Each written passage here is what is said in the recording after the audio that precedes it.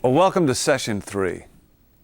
You know, in the story that we've been studying together, before Peter stepped out of the boat and walked toward Jesus, he asked Jesus to do two things: to confirm his identity and command him to walk. Despite his reputation for impulsive behavior, Peter knew the difference between taking a foolish risk and taking a step of faith toward Jesus. So he wanted assurance that he was about to do something he was called to do, and that Jesus was the one doing the calling. So during our session today, we'll look further into water walking, particularly how it relates to discovering and following God's call. Let's begin by considering a few questions related to faith and calling.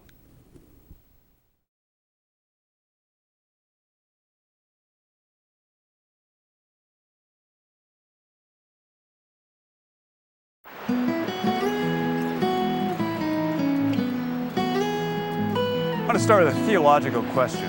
Have any of you ever seen a movie called The Blues Brothers?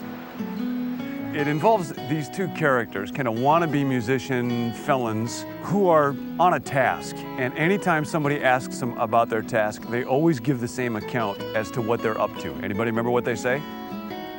We're on a mission from God. They say, we're on a mission from God. Part of the joke of the movie is that two characters like that would be on something as big and important as a mission from God. I mention this because Jesus taught one time to ordinary people like you and me, you are the salt of the earth. You are the light of the world. You are on a mission from God. And the reality is, either you are on a mission from God with your life, or you're not, or it's not true. So in this session, we're going to talk about how do you know what your mission from God is? Man dies and appears before Peter at the pearly gates, and St. Peter asks him, "Why should I let you in? Did you ever do anything really noteworthy with your life?" And the guy thinks for a moment. He says, "Well, one time there was a girl who was being harassed by this group of bikers, these huge bikers. And I went up to the biggest one, and I smacked him upside the face. I ripped his nose ring out of his nose. I kicked his bike over. I said, 'You leave her alone or you're answering to me.'" And Peter's quite impressed. He said, "When did you do this? When did this happen?" And the guy says, "About 5 minutes ago." How do you know whether or not something is really a mission that God has for you, or whether it's just foolishness? There's a new activity called base jumping. It involves people who climb up a cliff or an antenna or a bridge and then jump off and hope in the few seconds it takes them to fall hundreds of feet that their parachute opens. It is highly illegal, unbelievably dangerous. Psychologists have identified actually a gene. If you have the long version of this gene, then you are what one researcher calls a type T, or thrill-seeking personality. And I mention this to say that the story of Peter getting out of the boat is not about somebody who just is a type T thrill-seeking person. Peter is what might be called the type W person. He is a water walker. He wants to walk on the water. And there's a real important way that Matthew shows this as Matthew tells this story. After Peter sees Jesus out on the water, he says to him, "Lord, if it's you, command me to come to you on the water." In other words, this isn't Peter just saying, "I want a thrill." This is the heart of a disciple who says, "Lord, you tell me what you want me to do, and then I'll do it." Now, there's a couple of things that are needed for somebody to be a water walker, a type W personality. One of them is that when God speaks, you have to be ruthless about saying, "Okay, God, I'll obey." We all tend to have a kind of spiritual comfort zone. And a real important principle from Scripture is what might be called the first step principle. That is, God will enable you to do things that you can't do, but you have to start by stepping out in faith. God tells the Israelites He's going to make a way for them to cross the Jordan River. But the priests who were at the front of the line, they had to step into the river first. And the text says that the Jordan was at flood stage when this took place, and the banks were almost perpendicular. So the leaders carrying the ark, if they went into the river, they went into the river. When they took the first step, God made a way. But they had to take the first step. Now, there's on the sand concentric circles, and this might represent your spiritual comfort zone. The inner circle is what you're comfortable doing right now. Crystal, I'm going to ask, if you would, that you step over here and get into the boat. Okay? And you're representing all of us as you do this. There's an inner circle here, and this kind of represents your comfort zone. This is where you feel safe and secure. This next circle, you feel a little less secure. This one's bigger stretch, this is a bigger stretch. Jesus is way out here beyond the outer circle. He's calling you to come to him. You ever been a jumper? Mm-hmm. Well, this is your shot right here. So see if you can make it from there to here. Anytime you're ready. Well, both feet together. You can't take a step. Both feet together. You go, girl. Unbelievable. And you made it standing up. Thank you. You stuck that one like Mary Lou Retton. Unbelievable. Now, here's the way that God generally grows faith. Many times people beat themselves up because they feel like they don't have enough faith. But here's the way that faith develops. Never say to yourself, I ought to have more faith. Instead, just try to get to know God better. Because the more you get to know God, since God's trustworthy, the more faith you have. There's a very famous geyser in America. It's famous for one thing, not particularly its size or its beauty, but its regularity. Anybody know what its name is? Old Faithful. And this actually is a picture of this geyser, which is famous for one thing, its faithfulness. Now, if somebody were to say to you, I just don't have enough faith in Old Faithful, I have too many doubts about it, you say, hang around Old Faithful. Just watch Old Faithful. And as you see it being faithful, over time, your trust in Old Faithful will automatically grow. And what happens is, when someone starts inside this boat, which is where we all start, they just take one step. They trust God in one area where He's asking them to get out of the boat. And your spiritual comfort zone expands. And then you take another step, and it gets a little bigger, and it gets a little bigger. And eventually you find yourself trusting for God a whole lot more than you do right now. But it's only as you get to know Him. And the only way to get to know God is by getting out of the boat. Now that leads to this very important question.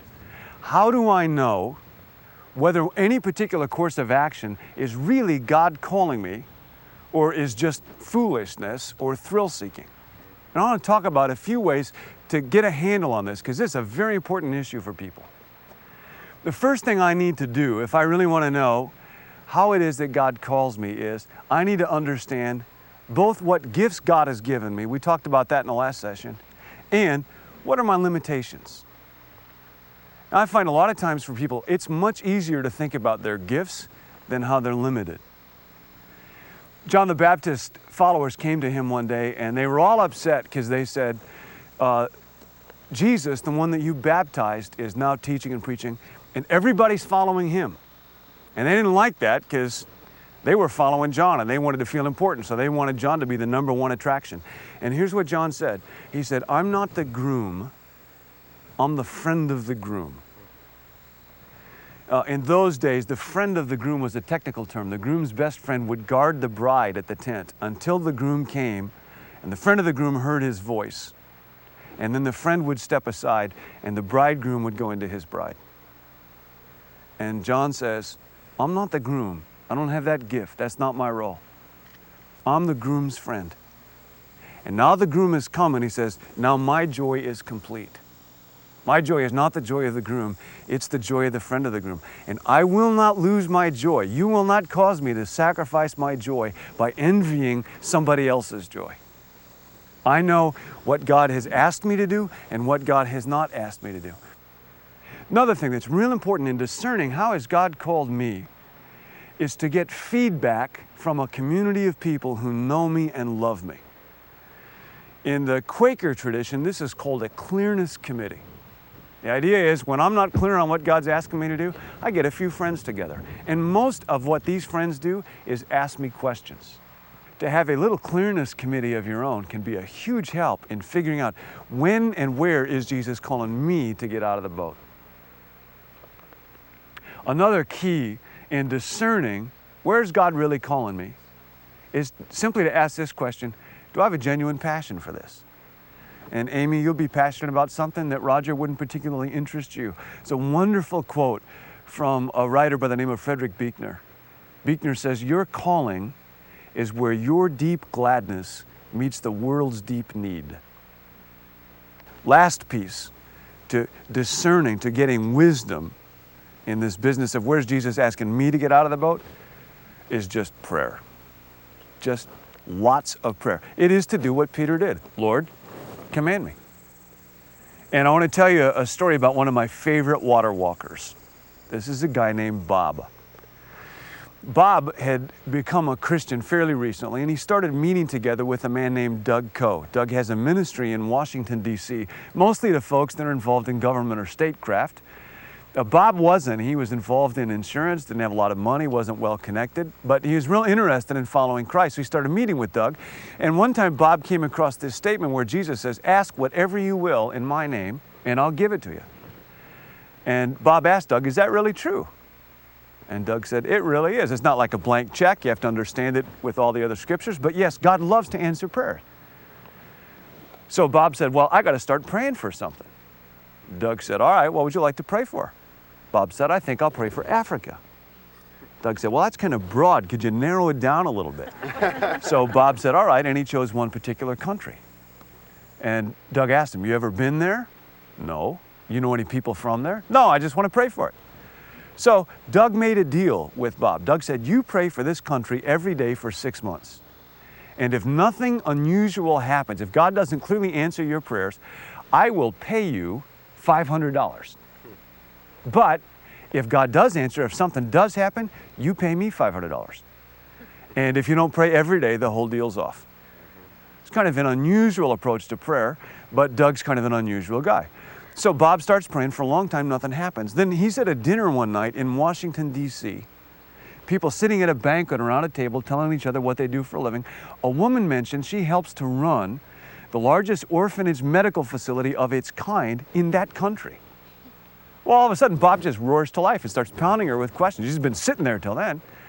And to catch her breath, she asks him, "You've been to my country?" "No." "Well, you know people in my country?" "No." "Well, how come you're so interested?" "Well, this guy's kind of paying me $500 to pray." And she said, "Would you like to come visit and see what I do?"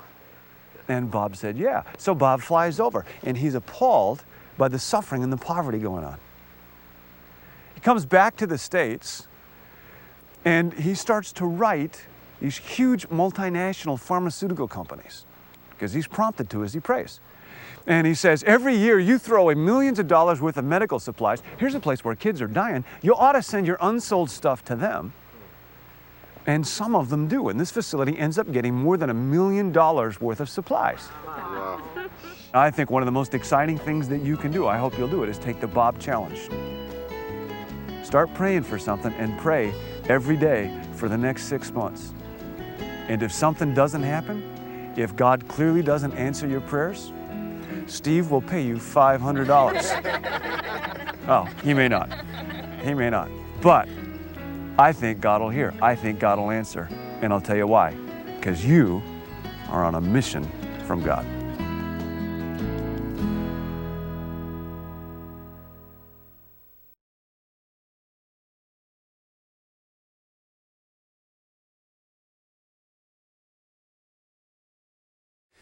God longs for us to be in close relationship with Him and to discover the calling He has for each of us. But discerning a calling requires great challenges of self-exploration and judgment. It requires ruthless honesty about gifts and my limitations. And it requires the willingness to ask tough questions and then live with the answers. Usually it involves numerous attempts and failures. Before the next session, I'd encourage you to set some time aside this week to do the On Your Own Personal Journey segment found in the Participant's Guide. In this section is a chart that compares a career to a calling.